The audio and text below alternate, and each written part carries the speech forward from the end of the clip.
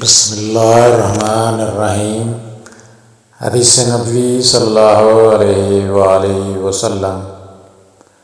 حضرت عبداللہ بن مسعود رضی اللہ تعالیٰ عنہ سے آیت فَكَانَ قَابَ قَوْسَيْنِ أَوْ أَدْنَىٰ، یعنی صرف 2 کمانوں کا فاصلہ رہ گیا تھا بلکہ اور بھی کم۔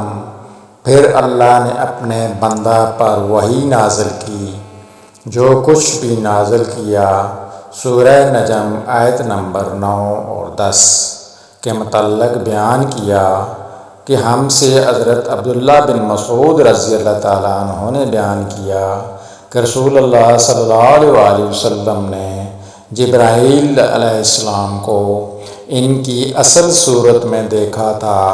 ان کے 600 پر یا بازو تھے۔